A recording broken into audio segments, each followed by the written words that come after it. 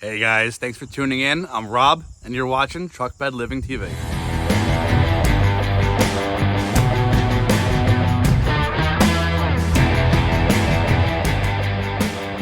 Hey guys, thanks again for tuning back in. My name is Rob. You're watching Truck Bed Living TV, number one source for all things truck camping related, gear reviews, products, tips, tricks, know-hows, all the good stuff. So today I have a little bit of a special surprise. I didn't film while I was working on it, but I went ahead and I rehabbed my whole entire truck cap. So wait till you see what I did to it. Let me know if I did a good job or not. And I want to dive into a few more of the little things, the little aspects of, chargers, cords, what I pack with myself to go. I just came back from my salmon fishing trip, and I started to show some of the things to you guys on Instagram, and I got a lot of questions and DMs about, why don't I do a video? So here we are. So let's go ahead and jump right into it. All right, guys. So if you're new to the channel, or if you're not, my truck's a 2002 Chevy Silverado 8-foot bed. I know I'm told it's somewhat of a rare truck to see it in this configuration, and it's so nice to have the extra 2 feet in the bed space. This is my first time with an 8-foot bed, and I can tell you I'm absolutely loving it. So the truck might not look different from what I did before. It was black as well, but it had some serious clear coating issues up on the roof.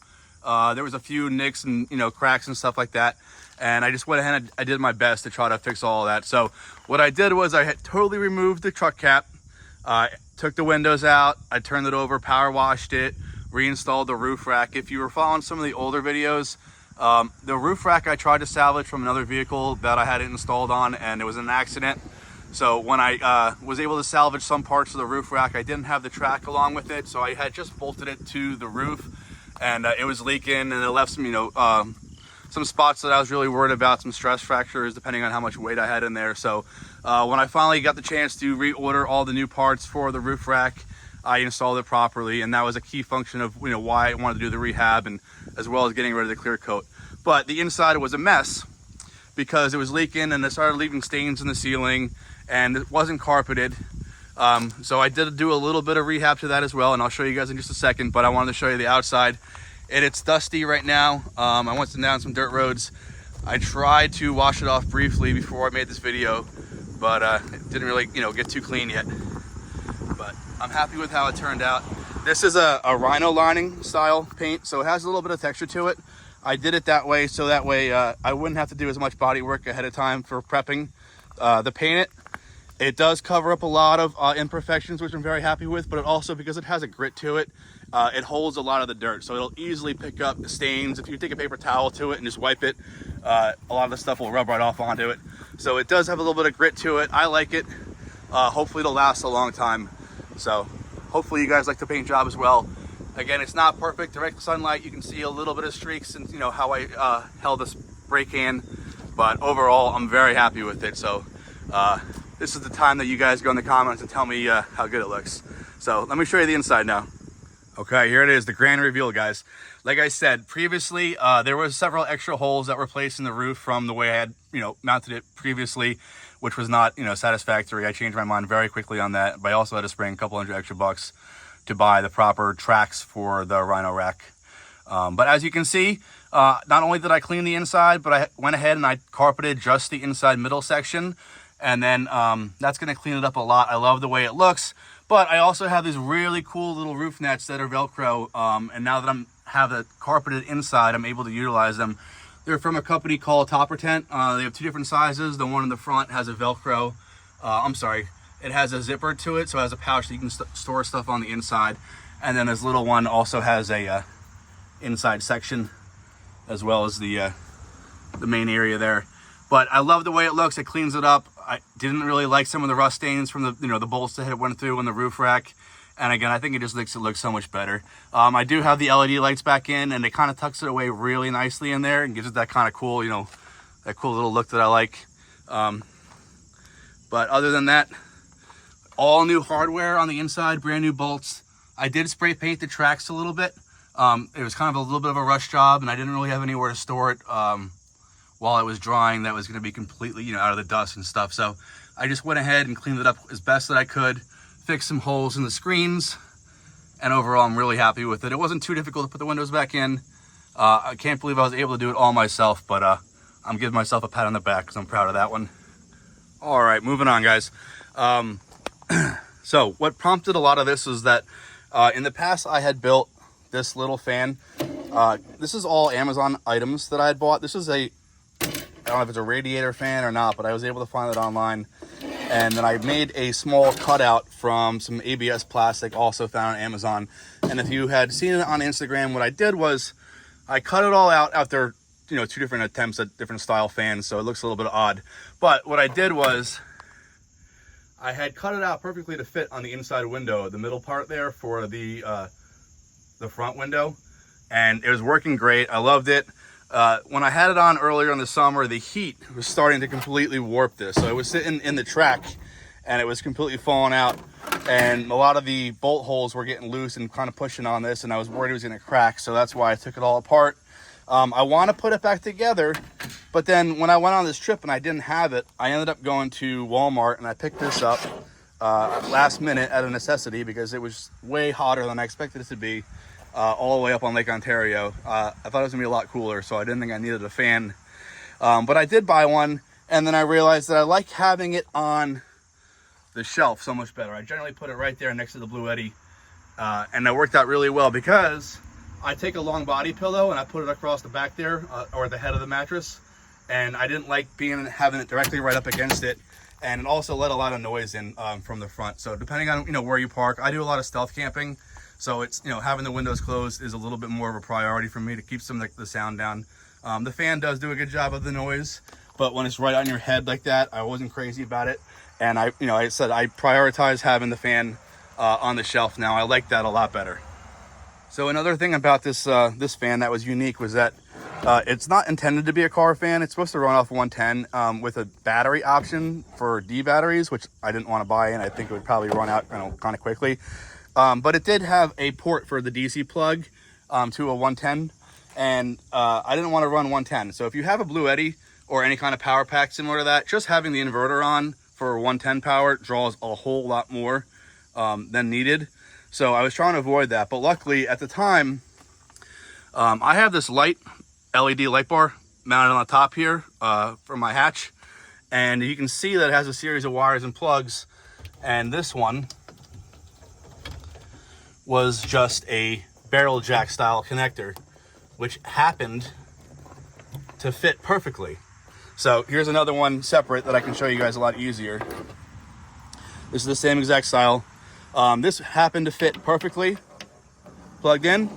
And then I was like, oh, but now I'm screwed because I already have the ISCO plugged in to the one and only 12 volt plug on the front there. So how do I make it work? Luckily, I had one of these with me, this little splitter right here. If I didn't have this, I probably would have been screwed because either the food would have went bad or I would have been sweating all night, and I don't want to have that. So if you don't have one of these, keep it in your truck. It's really handy. I love having it. So then I also was thinking of other alternatives, and here we are with this. This is a 5 volt to 12 volt, 2.1 millimeter barrel jack to a USB plug, and that's going to be able to alleviate the problem of only having one of the cigarette style 12 volt plugs if you don't have a splitter. Obviously, if you intended to have this for a car fan, it probably would have come with a different style plug on its own. Luckily, I keep most of these things with me in the truck. So if you don't know, I do have full-time power running the back of my truck. Here it is being tapped out from the back here. This feeds this little control panel, whatever you want to call it there. And then I also have the rest of this diamond plate mounted to the already existing window track. I was just able to remove some of the screws from there and replace it and add it on. And it's on there solid, guys. It's not going anywhere.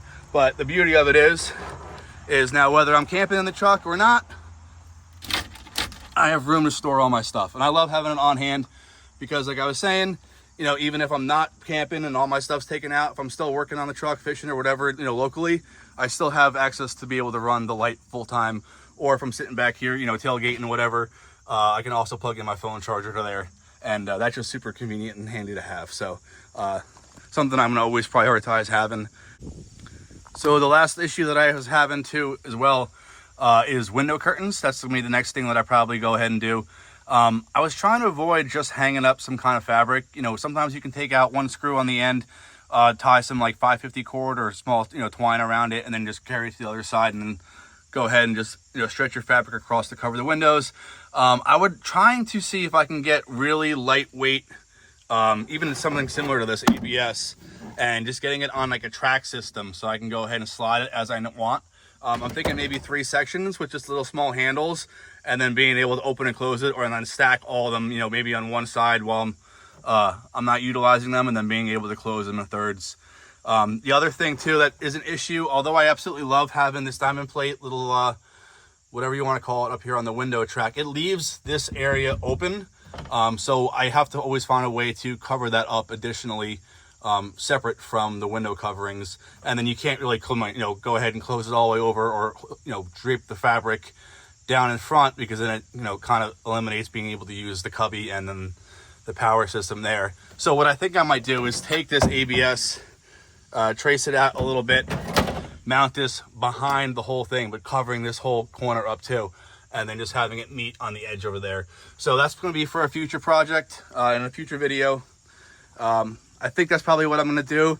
I'll look online to see if I can find how affordable these are in longer sections, or what the best option is as far as sizing, and try to find a way to create a little like cleat or a hanger on the inside window track on the top, replacing screws to be able to hold that from sliding down. I'm pretty sure I can use this channel as a lip to hold the ABS in, and then I just got to find a way to stop it from flopping over on the top somehow, maybe some kind of hook or something. If you guys have any good suggestions, drop it down in the comments, let me know. The other thing I'm probably going to have to fix is, I thought I used enough of the 3M 90 spray, but I didn't get as close to the corners as I needed to. I was really worried about overspray. So I might have to go back and touch some of it up the best that I can, but it seems to be holding really well now. In the past, any kind of adhesive that you put on the inside, when it gets really hot, the sun just bakes it, and then everything starts to sag. So hopefully this holds up. I'm really happy with the way it looks. I'd love to keep it this way, so fingers crossed. But other than that, the truck seems to be really coming together nicely. I love the layout that I have.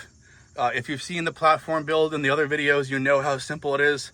It's not much to it. I can take this whole entire thing out in 3 to 4 pieces and just throw it in the shed. So anyway, that's all I have for you guys today. I'm sorry it was such a short video. Just playing catch up. I try not to make these videos too much about me on my trips. Maybe down the road, if you guys want to see more, I'll do a separate channel, really diving into like a video, a vlog, talking about, my day-to-day or whatever, a day in the life of. But again, this is not trying to be me, doing how I do things. It's just showing you guys resources, opening up the conversation to how you guys go about doing your stuff, testing out stuff for you, new gear reviews. So we're going to get more into that, maybe in the springtime. I do have a few more trips coming up this fall, but I'm just glad the summer heat is done. So now we can really get into it. And let me know what you guys want to see more of. And if you do want to see more, day-to-day stuff, I'll think about getting another channel out. But thank you again for tuning in. Any questions, go ahead, feel free to drop them in the comments, and I'll see you guys on the next one.